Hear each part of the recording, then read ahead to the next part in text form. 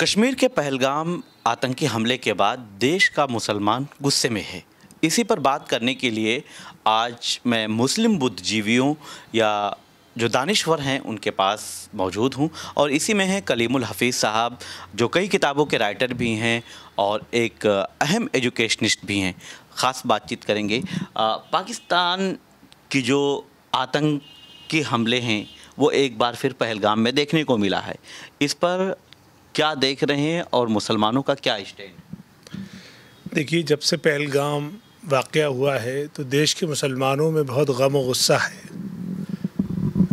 हम लोग ये चाहते हैं कि ये बार बार का जो ये रोना है कि बार बार पाकिस्तान से आतंकवादी आते हैं और हमारे मासूम हिंदुस्तानियों का कत्ल कर देते हैं, तो हम चाहते हैं कि इस मर्तबा भारत सरकार इसका परमानेंट हल निकाले। एक ऐसा सबक सिखाए पाकिस्तान को जिससे आइंदा जितने भी आतंकवादी पाकिस्तान में मौजूद हैं या उनके हैंडलर्स हैं, उनकी हिम्मत भी ना हो कि वो हिंदुस्तान की तरफ आँख भी उठा के देख सकें। लेकिन इसके साथ साथ हम ये भी कहना चाहते हैं कि आखिर पहलगाम हमारे मुल्क में है, बॉर्डर से अच्छी खासी दूर है। आखिर वो 4 आतंकवादी या 6 आतंकवादी कैसे वहाँ तक पहुँचे और इतनी बड़ी वारदात करने के बाद वो वहाँ से वापस भी चले गए और अभी तक उनका कोई सुराग नहीं मिला है।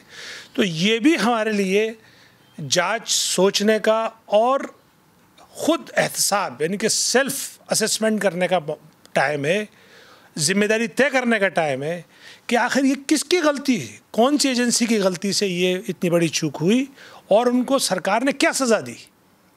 ये सिर्फ बयानबाजी करने का वक्त नहीं है। अब टाइम आ गया है कि हम इसका परमानेंट सोल्यूशन करें। जो इंटरनल चूक हुई है उनकी जिम्मेदारी तय करके उनको भी सज़ा दें और जो सीमा पार के जो हैंडलर्स हैं उनको भी मुंह तोड़ जवाब दें और ऐसा जवाब दें कि आइंदा उनकी नस्लें भी याद रखें और हिंदुस्तान की तरफ कभी बदनज़र उठाकर न देखें। इसके बाद भारत सरकार ने कई अहम फैसले किए हैं। पाकिस्तान पे कई तरह की स्ट्राइक हुई, डिजिटल स्ट्राइक भी हुई।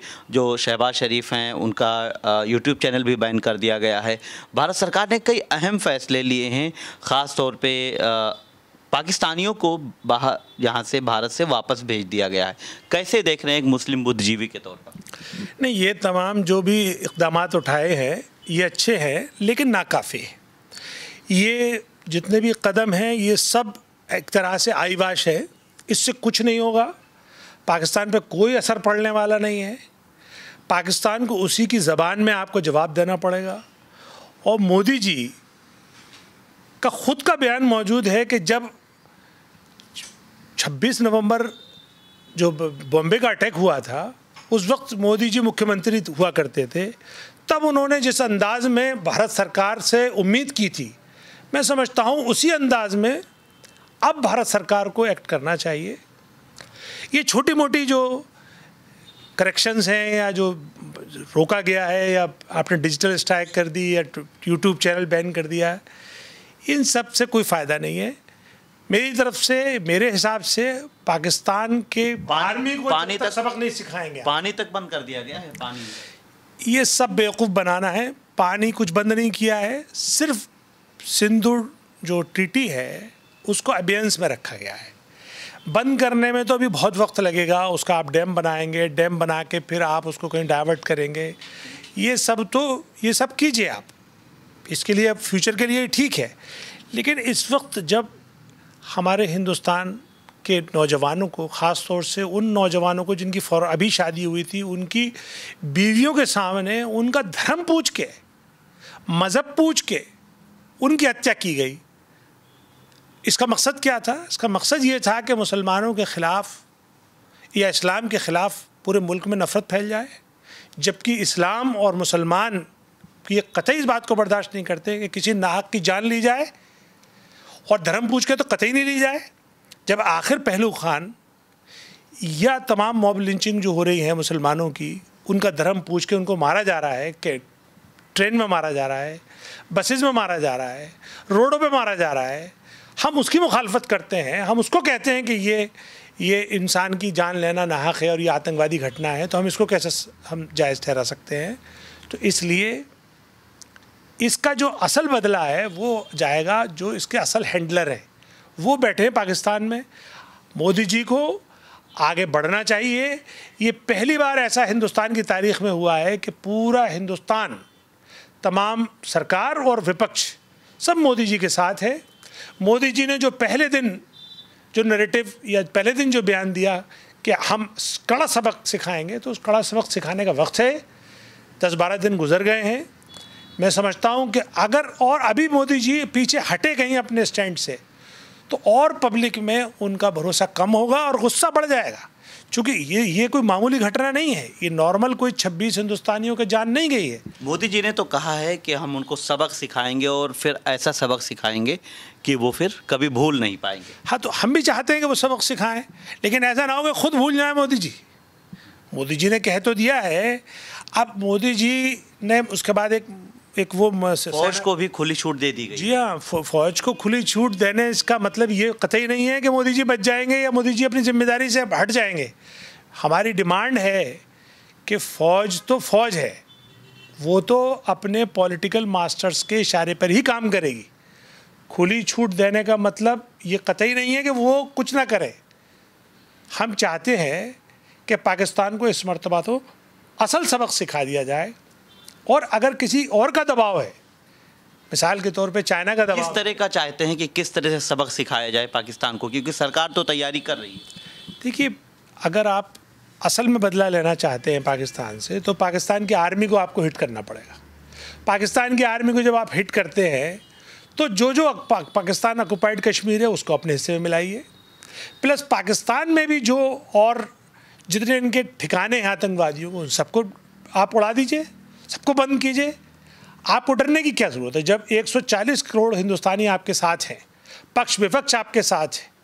इस मर्तबा तो ये भी कोई एक भी शख्स ऐसा नहीं है, किसी इंडस्ट्री का, किसी पक्ष का, कि जो मना कर रहा हो मोदी जी को। सब चाहते हैं कि मोदी जी इस मर्तबा आप कड़ा सबक सिखाइए, और मैं समझता हूँ कि मोदी जी कड़ा सबक ज़रूर सिखाएंगे।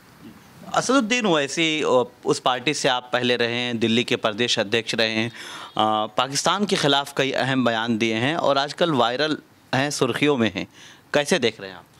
नहीं, असद साहब भी सही बयान दे रहे हैं, मैं भी वही बात कह रहा हूँ। इवन तमाम हिंदुस्तानी मुसलमान, एक एक फ़र्द, उसकी एक ख्वाहिश है कि इस तरह की जो जारहाना, इस तरह की जो मासूम लोगों को जान लेने का जो खेल है, ये हमेशा के लिए बंद होना चाहिए। हमें कश्मीर हमारा है, कश्मीरी हमारे हैं, उनके रोज़गार पे जो लात पड़ी है, बड़ी मुश्किल से तो कश्मीर नॉर्मल सी की तरफ जा रहा था, वहाँ टूरिज़्म आया था, उन लोगों का रोज़गार कुछ बढ़ रहा था, उनकी थोड़ी सी माली हालत अच्छी हो रही थी। ये किस शैतान की नज़र पड़ गई कि उसने उन कश्मीरियों का रोज़गार भी छीन लिया। पूरे हिंदुस्तान में एक पहले से जो हिंदू मुसलमान की नफ़रत की बयार बह रही थी, उसमें और एक आग में घी का काम किया। वो तो ये अच्छा है कि मेरे मुल्क में अभी हिंदू मुस्लिम एकता बाकी है, मेरे मुल्क ने संभाल लिया इस साने को। आज एक सुर में हिंदू मुसलमान एक ही बात कह रहे हैं कि पाकिस्तान से बदला लीजिए। ये उनकी तो हार हो गई आतंकवादियों की, जो जिस मैसेज के लिए या जो मकसद के लिए उन्होंने किया था। लेकिन अभी कलेजा हमारा ठंडा नहीं पड़ा है, जब तक कि हम अपने 26 हमारे जो हिंदुस्तानी भाई हैं उनकी जान गई है, उनका जब तक बदला न ले लें मोदी जी, तब तक कम से कम हिंदुस्तानी मुसलमान को तो सुकून नहीं मिलेगा। शुक्रिया। तो कलीमुल हफीज़ साहब ने एक संदेश दिया है कि जब तक जो 26 हमारे बेकसूर और देश के जो हमारे भाई हैं वो मारे गए हैं, जब तक उनसे बदला नहीं ले लिया जाता, उनका बदला नहीं ले लिया जाता और पाकिस्तान को सबक नहीं सिखाया जाता, जब तक हिंदुस्तानी मुसलमानों को सुकून नहीं मिलेगा। वीडियो जर्नलिस्ट पवन शर्मा के साथ मैं निसार अहमद खान, भारत एक्सप्रेस, दिल्ली। हमारी वीडियो आपको पसंद आए तो लाइक कीजिए, शेयर कीजिए और सब्सक्राइब कीजिए। साथ ही कमेंट बॉक्स में आप अपनी राय भी ज़रूर दें। और हाँ, अगर फेसबुक पर आप वीडियो देख रहे हैं तो हमारे पेज को फॉलो करना ना भूलें।